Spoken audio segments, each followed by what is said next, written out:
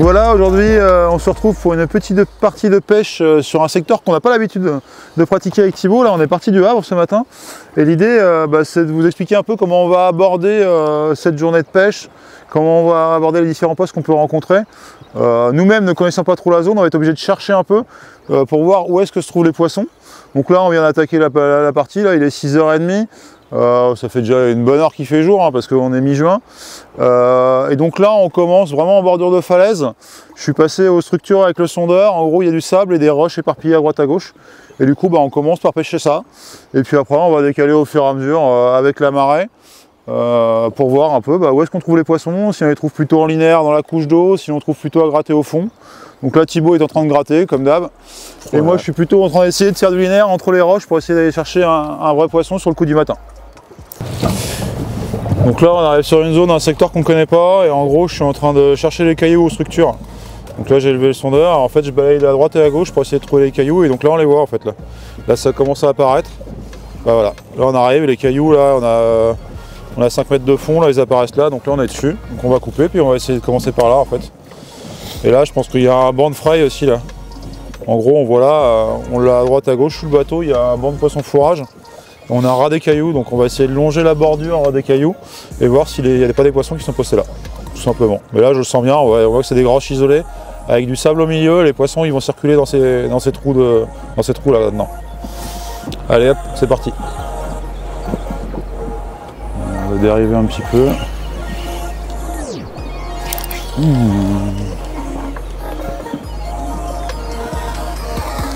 Allez, c'est pas du poisson fourrage, c'est du bar.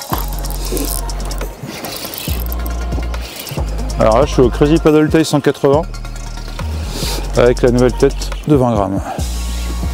Bon, c'est pas très gros mais premier lancer, premier poisson. Ouais exactement, ça porte la poisse.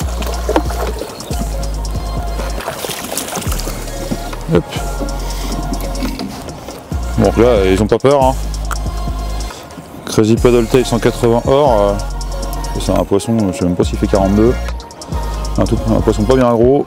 En râleur, une belle bouchée.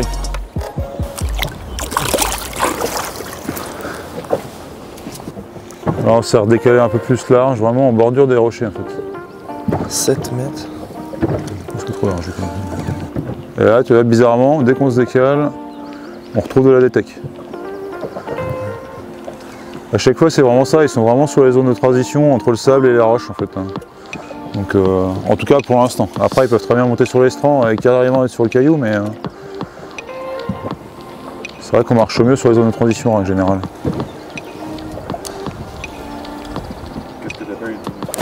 Ah bah celle-là, c'est une transition, c'est ce que Thibaut vient de nous faire. Une belle transition. Donc je disais, une zone de transition, c'est vraiment une zone où on passe du rocher au sable. Et puis souvent les poissons chassent dans ces zones. On était à peu près. On s'est redécalé un peu large et puis. Il y en a un deuxième qui suit derrière. Il y en a un autre derrière. On a failli le mettre à la plus avec. On en a eu deux pour le prix d'un, ça aurait été bien. Bon voilà, alors voilà le premier poisson de la matinée pour ma part.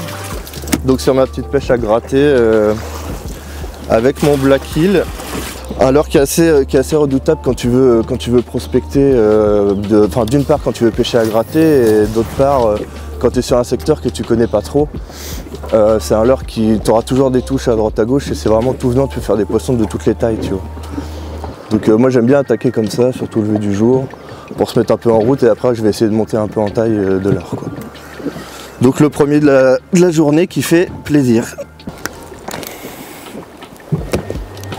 Hop. Oh, c'est un petit poisson sympa, voilà.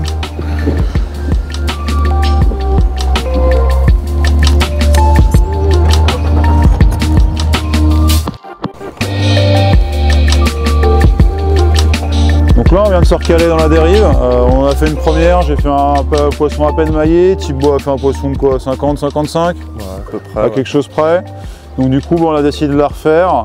Donc ce qui est hyper important par contre, c'est quand on se recale sur la dérive, on part bien vers le large, on s'éloigne en gros de 100 mètres de la ligne de dérive qu'on vient de prendre, on remonte à l'extérieur pour se replacer, vraiment tout doucement pour éviter de faire un minimum de bruit en fait.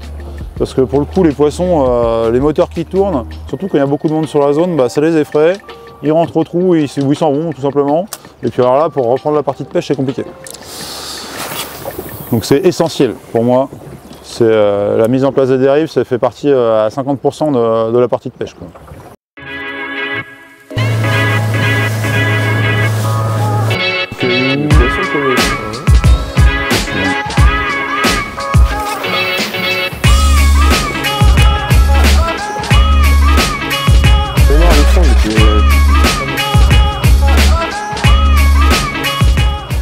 Donc là, vu que c'est vraiment de la prospection, en fait, je vais mettre des tailles un peu plus passe-partout. Un petit Black Minnow 120. Là, en 18 grammes, il y a un peu de vent qui nous contrarie un peu la dérive, donc normalement, ça devrait pas être mal. Et après, sur le Waka, c'est pas un coloris que j'utilise beaucoup, mais la dernière fois qu'il y avait une eau un peu comme ça, un peu teintée avec le développement des algues, ça marchait pas mal. Donc on va voir ce que ça donne. Des fois, c'est une question de coloris. Donc ça, on va vite être fixé. Poisson. Allez, doublé, moi c'est petit. C'est petit, Romain, ou... Ah, c'est peut-être maillet. Enfin, un petit doublé, c'est sympa. Ouais, c'est pas des gros poissons, mais... C'est pas des gros poissons, mais voilà. Bon, voilà. Donc toi, tu étais derrière le bateau tranquillement en train d'animer ton Black Hill, et puis moi je lançais vraiment vers la côte au Black Minnow en ramenant en linéaire tranquillement, en le faisant évoluer tantôt proche du fond, tantôt un peu plus décollé. Et puis on a pris deux touches en même temps. Bon, c'est pas des gros poissons, mais voilà. C'est maillet. Ouais, c'est maillet comme dirait l'autre. Là, on a fait une première dérive avec Thibaut. C'était au Black Minnow 120. Thibaut était avec je sais plus quoi d'ailleurs. Et j'ai voulu augmenter un peu la taille des leurres. J'ai mis un Black Hill 200. Et puis je fais un poisson, mais c'est pas énorme. Hein. Ah, encore une preuve que les grosses proies, ça leur fait pas peur. Donc là, un Black Hill 200. Voilà. Il y a des fois, il ne faut pas hésiter à mettre des gros leurres parce que s'ils sont sur des grosses proies, en fait, ça leur fait pas peur, ils n'ont pas froid aux yeux. Hein. Là, on a sur un poisson de quoi, 45, un leurre de 20 cm, il tape dedans et il n'y a pas de problème pour l'engamer. Hein. Surtout le Black Hill, il est assez fin, l'hameçon sort bien et c'est banco. Voilà, mais c'était ce matin. Les 80, c'était à 6h15 là. On est arrivé à 6h30 du coup avec tes conneries de parapluie. T'as intérêt à t'en servir de ton parapluie. Hein. En plus, il va même pas pleuvoir. A few moments later. La flotte. Quoi? La flotte, ça va. Donc là, on vient de rechanger de poste. On est reparti dans un peu plus d'eau. En fait, on a vu sur la carto qu'il y a un endroit où les lignes de bathymétrie étaient très resserrées. Ça veut dire qu'il y a une grosse déflation du fond. Et donc du coup, on savait que ça pouvait être un poste intéressant à prospecter. Donc là, on y est tranquillement. On voit que c'est du fond rocheux et on est vraiment en bordure de cette cassure.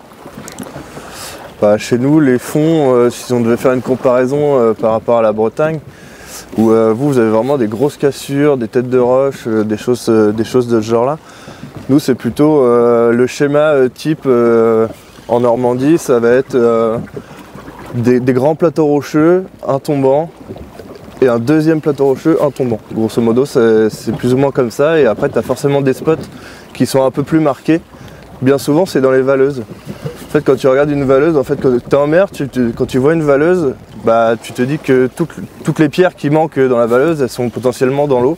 Et souvent, c'est des bons spots, les valeuses. C'est petit.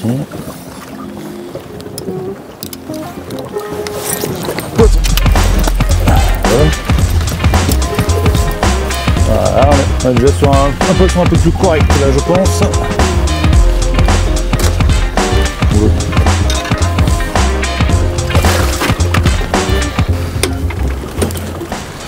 Tu verras, c'est un poisson maillet. Au Black Minnow Candy Green, un coloris qui est bon aussi quand l'eau elle est teintée, parce que tu vois, avec le petit liseré orange là, ça peut de temps en temps déclencher les touches, quoi. Donc voilà, on le met au vivier avec ses copains.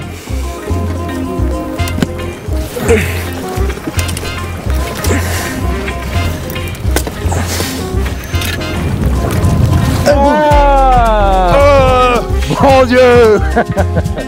Ah oui, maintenant on va dire mon Dieu à chaque fois. Bon.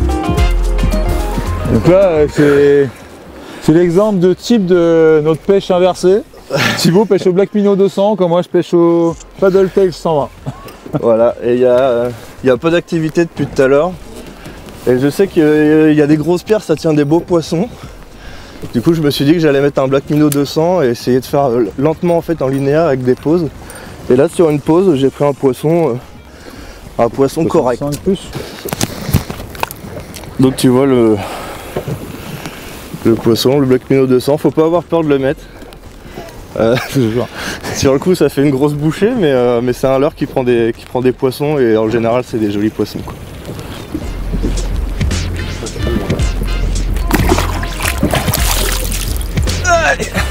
Bien joué mon père. Hey